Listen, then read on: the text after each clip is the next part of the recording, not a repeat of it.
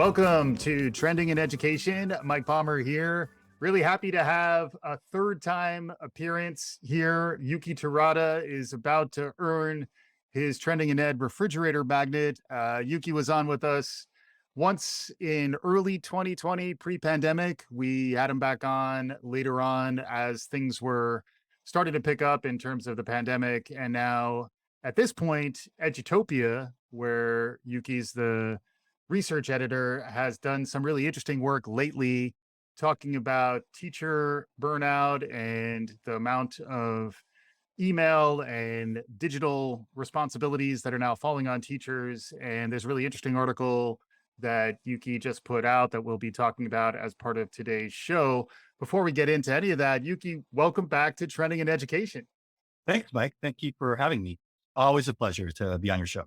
Yeah, and your role is interesting. You are a research editor for nonprofit Edutopia. Can you just remind folks what Edutopia is and what its mission is? Right. Edutopia is an educational nonprofit, and I've been there for about 10 years now. And we do educational media. So we write articles, blog posts written by teachers. We go into schools and film what's working. So we're very excited to really showcase what's working in education and to help teachers navigate the world of educational research, effective strategies, classroom strategies. Yeah, it's great stuff. And I've stayed on your mailing lists and track what you're putting out on Twitter and elsewhere. And that's part of where I saw this recent article titled Defending a Teacher's Right to Disconnect. Remember personal time? For many educators, technology has driven it toward extinction, and it's time to get serious about reclaiming it, which certainly captured my attention. And to my previous point, last time we talked, it was relatively early in the pandemic, but the world of education has changed. You're focused really on K-12 education and the impact that the pandemic and the digital transformations we've seen in the last 2 years have had on what it means to be a teacher. Can you describe a little bit about what led you to write this article? And I will say it's really well researched in that there's plenty of useful references to other articles and other research that is happening in the field. But can you describe a little bit about what drove you to write this article? This has been an issue that we've been thinking about for a long time because it's hardly new. The pandemic made things worse. But when you think about the big key issues around teacher time and teacher work-life balance, these have existed for decades. So let me go over three broad categories, three examples of where we see kind of problems with teachers and work-life balance. So first, out-of-pocket expenses. So we all know that teachers spend a lot of money on classroom supplies. Teachers also spend quite a lot of money on informal professional development. So on average, teachers spend about $500 of their own money on classroom supplies and about $300 on professional development. So that's almost $1,000 every year coming out of teachers' pocket for things that are directly related to their work. And this has been an issue for pretty much as long as we can remember. This isn't anything new. Teachers also spend a lot of time working nights and weekends. The average high school teacher spends a couple of hours every weekend doing lesson planning and grading. And that's on top of the time that teachers spend during the week, planning lesson, preparing for the next day. So we're seeing a massive amount of time that teachers spend outside of normal school hours. So the 40-hour work week just doesn't really apply to teachers because they're spending a lot more time beyond those 40 hours doing grading and lesson planning and all the things that need to happen to get ready for class. On top of that, there's informal professional development.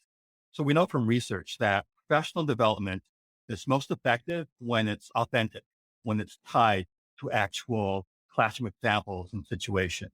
And a lot of the professional development that teachers undergo is formal. It's, Hmm. the workshop model or it's participating in a PD program. But a lot of teachers also have to do a lot of learning on their own.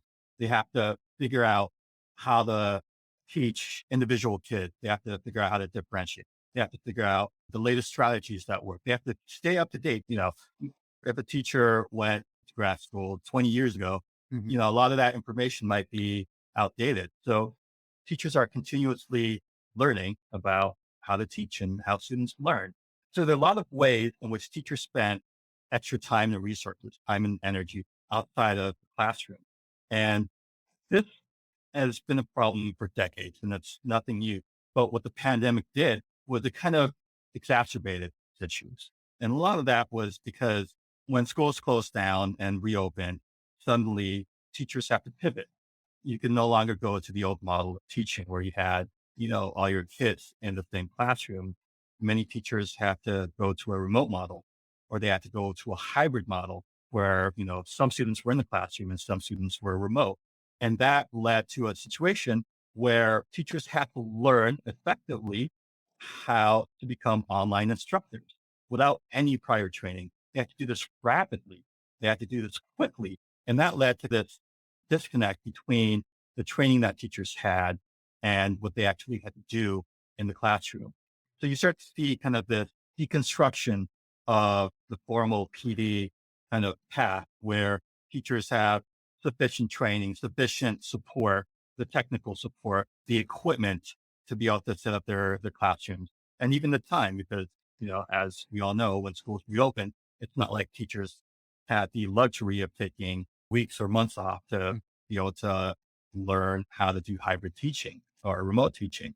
So that's how the stage is set for why I was interested in writing an article like this.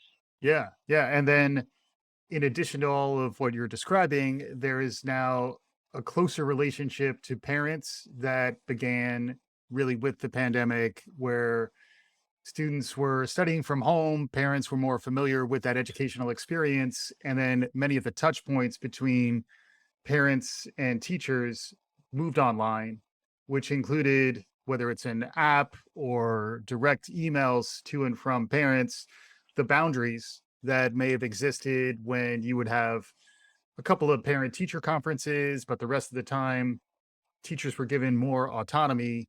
Now, parents were getting more involved. And at the same time, there is a lot of concern around how much administration and other stakeholders were getting involved with the teachers' lives.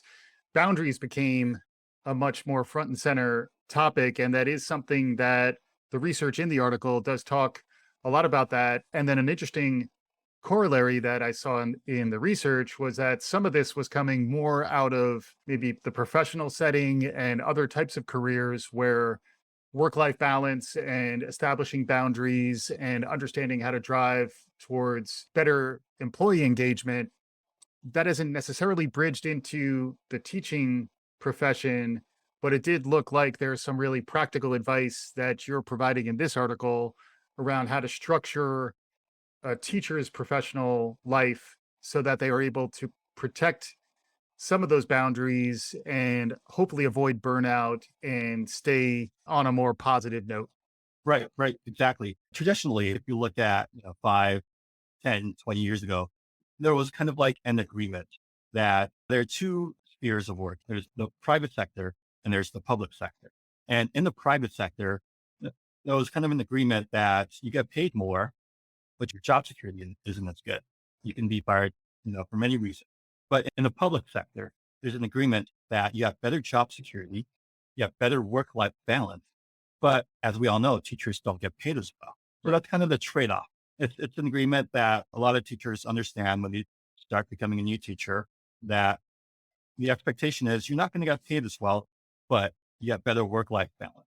But because of technology and because of the pandemic, you start seeing the lines between work and personal life balance being blurred, especially for teachers. And a lot of that is because of just the way that technology has evolved over the last couple of decades.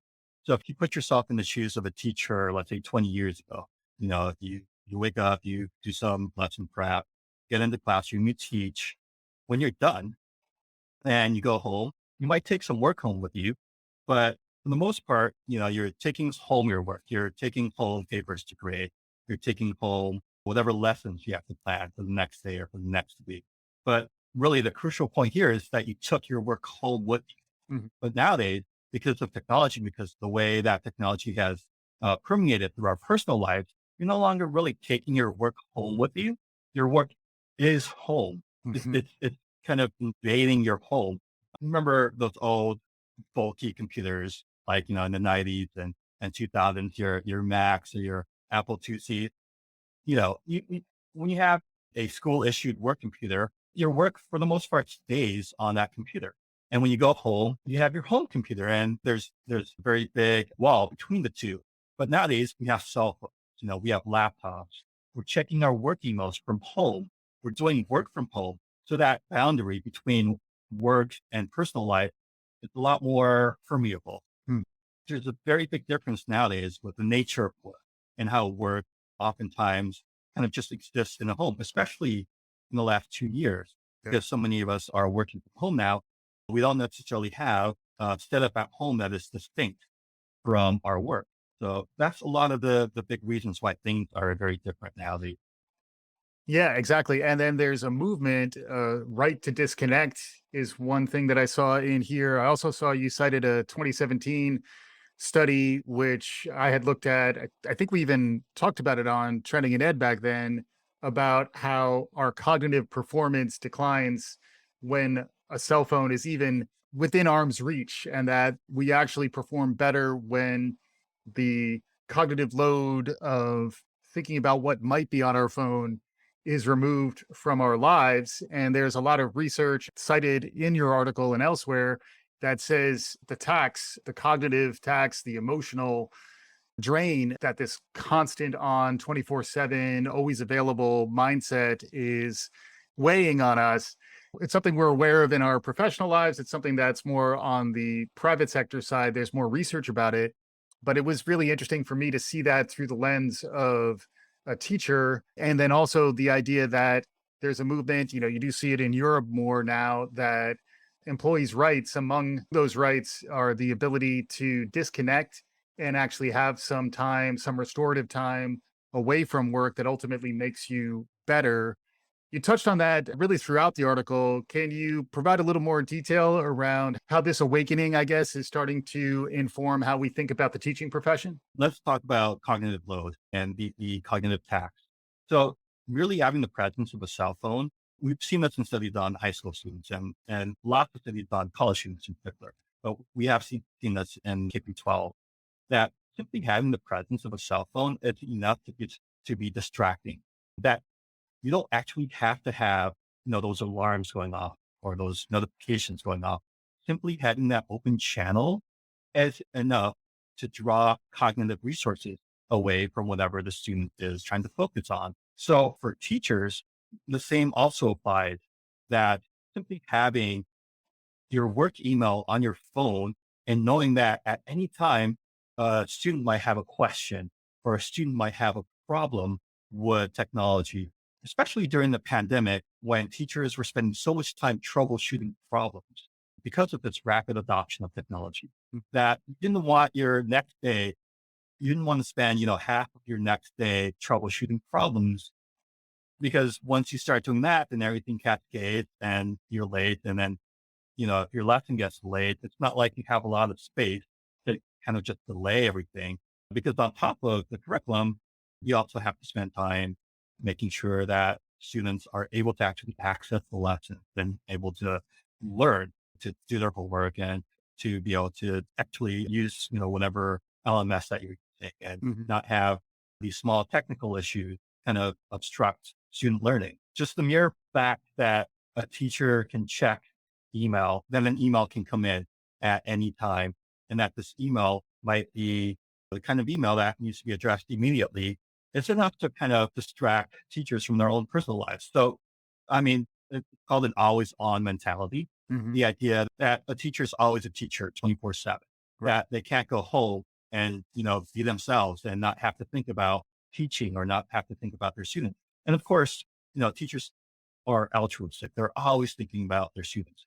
But when you have a student that is having a problem, a technical problem late at night that will prevent them from being able to participate the next day, it's very difficult. It's very challenging for teachers to be able to just, shut that off Right. and ignore it. And that's not a position that we should be putting teachers in. Mhm. We shouldn't have teachers be in a position where they're trying to troubleshoot technical problems 24/7, where they're spending weekends answering emails and addressing concerns. So a lot of this isn't just identifying the issues, but also kind of creating the boundaries, making the boundaries more explicit and saying that these aren't problems that get solved on their own, that we need to be very intentional about protecting a teacher's personal space, about protecting, about maintaining that work-life balance. Because if we aren't intentional about that, we can have severe imbalance and have a reduction in mental health well-being, right? Right. We need to make sure these aren't just like technical issues. These are related directly to teacher stress Mhm. and teacher workload and being overloaded with work and just the health of the profession in general. Right. We want to make sure that teachers aren't getting burnt out. And we know that teacher stress is one of the main reasons why teachers quit the profession. And we want to make sure that we're creating an environment where they can work, where they can actually teach students and not have to spend so much time doing all of the other tasks. There was a study last year where researchers found that nearly half of all teachers spent 20 or more hours per week creating new lessons and adapting materials to online classrooms and troubleshooting tech issues. And this was on top of their workload pre-pandemic. This is Mhm. just brand new.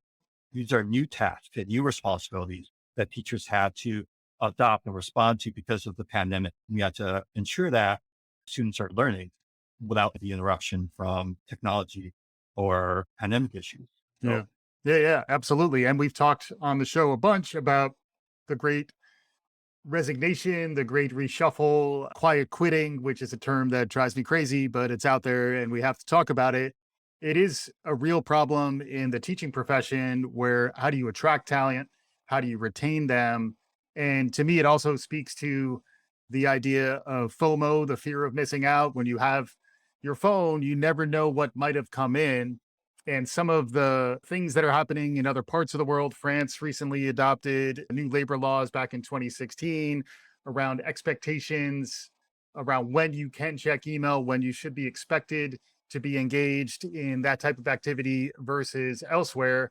You did have some takeaways at the conclusion of the article around what should be under consideration. I will say, on a personal level, it did make me remember to be empathetic when, as a parent, I'm concerned about something and I want to reach out to the teacher. My son's pre K teacher is kind enough to give us his email address. When I send him an email, remember that there are many other demands on teachers these days and to be empathetic. So that was, I think, a good note for parents out there. But I think there was other ideas around really probably more on how to manage teachers and how to be an administrator that are included in your article. Can you walk through some of those to kind of help us understand a little better how we might be able to protect teachers and protect the profession in these challenging times? yeah. So one of the first steps is to survey your teachers and get a really good sense of what's happening because every school is unique and different schools will be resourced differently. So some schools may have a technical department that can handle all of these technical issues, an IT department. Other schools may not. So it's very important to understand what your teacher's needs are and how you can support those needs. Sit down with your teachers and get a sense of how big of a problem is this? What's the scope of the problem? And what can we do to address it? Because if you're not actively surveying your teachers and getting a sense of what's happening, you might not have any idea how many emails they're responding to, how many emails are coming into their inboxes. You might have no idea of how much time they spend troubleshooting technical issues. That's a big drain on their personal time, and that can have very serious impact on their ability to teach and ultimately students learning. Mm. So it's very important to survey your teachers to really understand what the problem is and to figure out how we can address it. Just to jump in real quick, the average teacher receives up to 100 emails a day based on some of the research that's cited in this article.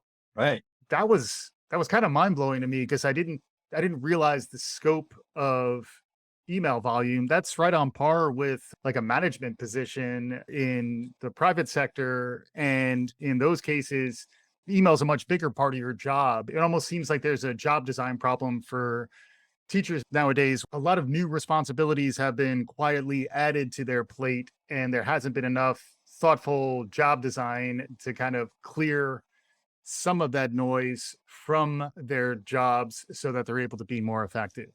Right. Email is so ubiquitous nowadays. It's very easy to kind of have a sense that it's not really a problem. But especially if, you're a high school teacher and you have hundreds of kids, Mhm. that's hundreds of families that are potentially trying to contact you. So it's a pretty big problem. And related to that is the idea that we should be creating boundaries around what time teachers are expected to respond to email. Because if you think about things like 20 years ago, if there was an emergency, you'd call up the teacher, right? And the teacher would know that's a clear emergency. But aside from that, once school ends and the teacher goes home, they weren't really expected to respond to minor questions that could be answered the next day.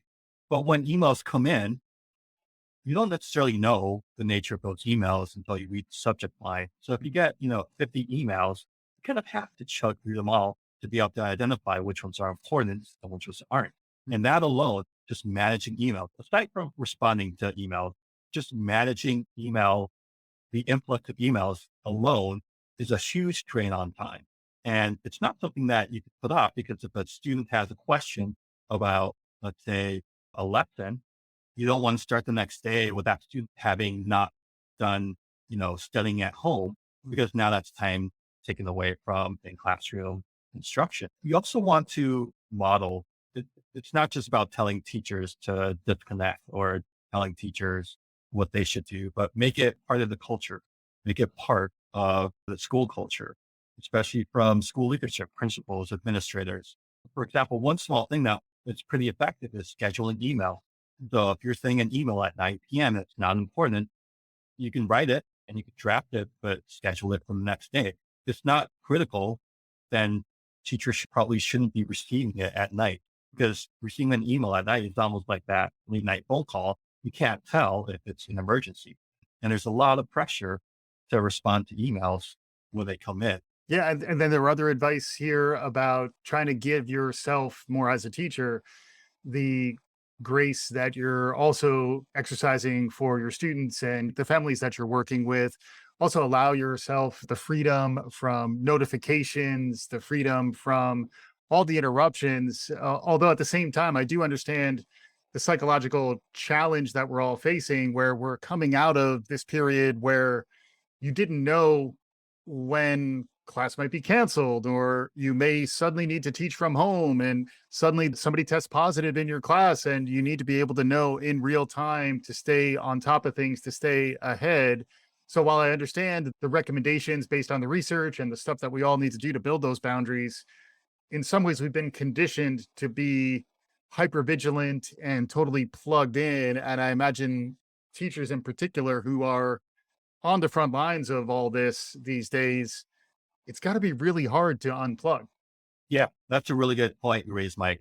Understandably, when the pandemic happened, teachers did have to be online quite a lot more often, just because they had to do so much work with addressing issues that came up. But we have to make sure that that doesn't become the new normal, that being always on, having that always on mentality and being vigilant about checking emails, that we need to make sure that we pull back from that and that we really just bring things back to a more reasonable level where if it's an emergency, then call the teacher. Otherwise, save her for the next day. Because we know that being able to disconnect and being able to have that personal time is not just beneficial for the teachers, it's beneficial for students as well. Because Yeah. they'll see teachers doing a better job teaching. Teachers who are happy and healthy will have happier and healthier students. Absolutely. And it's also, as we maybe pivot beyond this particular research effort, it also looking ahead is a time, if assuming we're going to continue to use the digital tooling that in some ways was a benefit, it was certainly a byproduct of the pandemic, but now there's new tools that are maybe a little better integrated. We also think about our digital presence a little more centrally nowadays. To me, it opens up questions around how do we think about other roles that may need to be added, whether it is almost like a concierge or an instructional designer.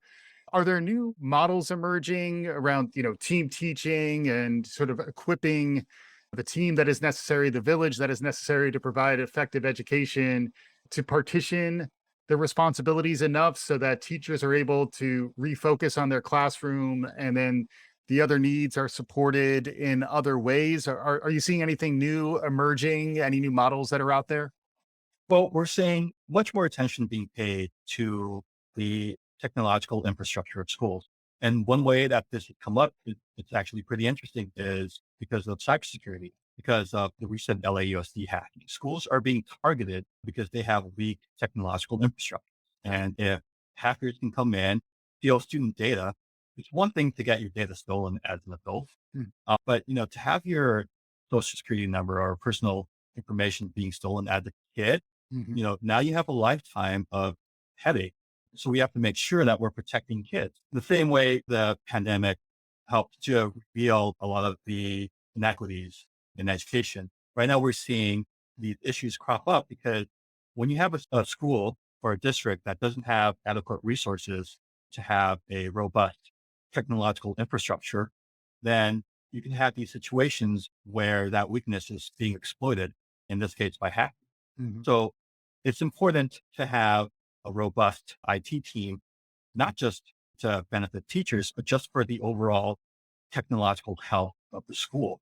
It's something that if we don't address, it'll just bite us later on in surprising ways. Yeah, I still remember Bart Simpson hacking into the Springfield school system to change his grades, which was many years ago, but those types of things are becoming real. And to your point, hackers are looking for the less secure, more valuable, for lack of a better word, systems for ransomware opportunities in particular. And that's one where, as you're mentioning, the LA school district was recently hacked. And, that's just what goes public. A lot of those types of breaches and those types of attacks frequently are handled below the public attention because frequently that's what the hackers are threatening the school district with, which is really interesting.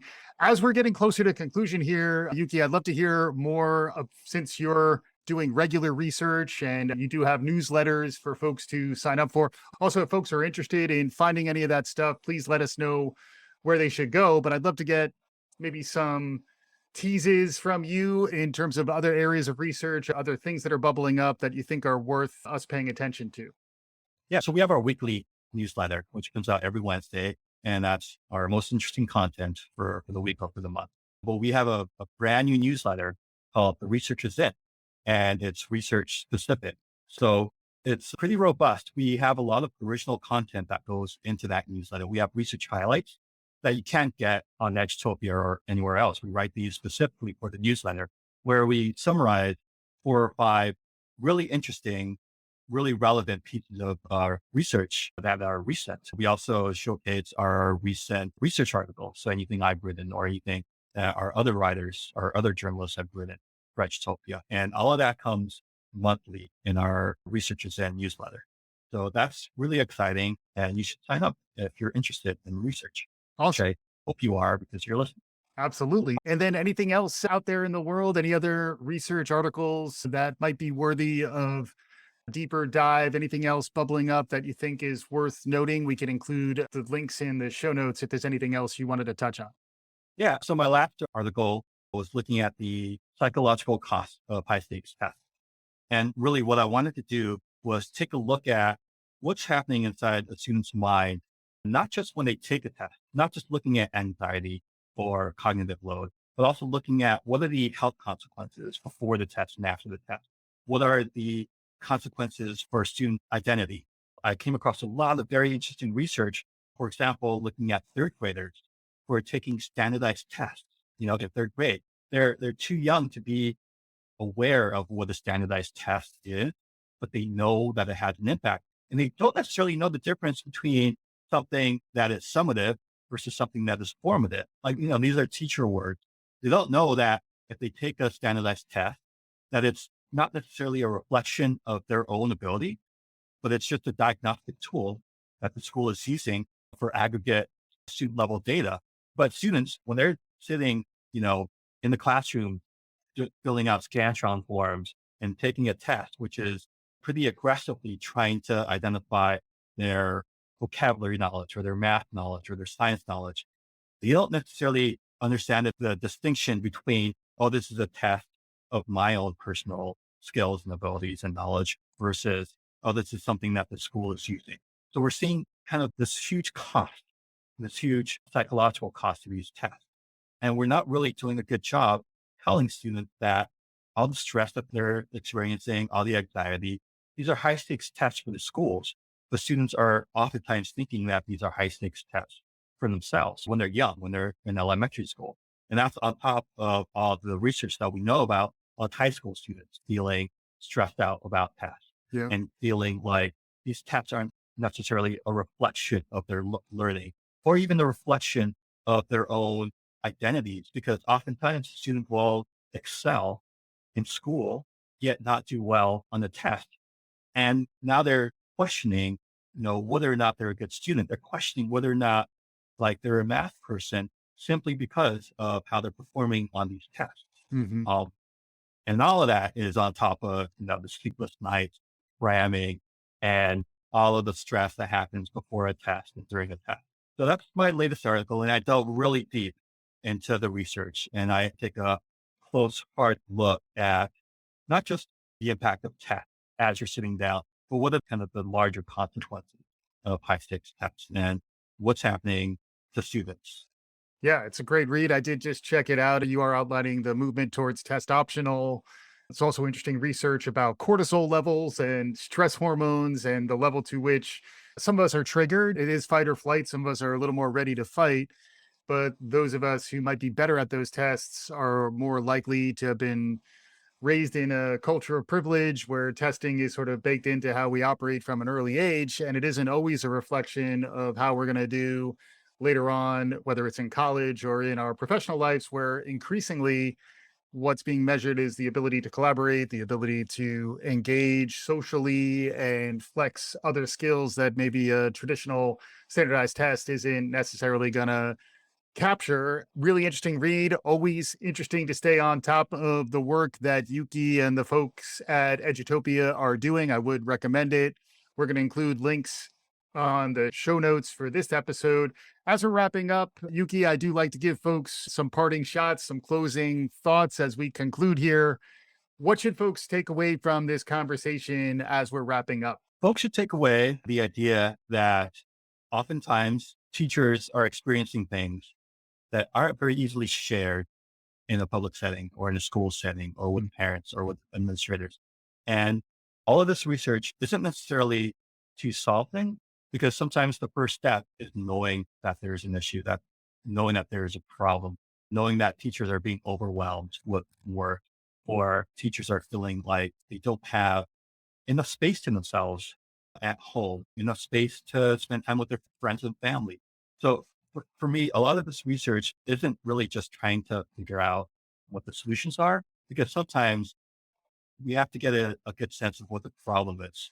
We have to get a good sense of what teachers are feeling and experiencing. And then we can use that as a starting point to start talking about solutions. But you can't solve a problem if you don't know that it exists in the first place. And a lot of these problems are hidden.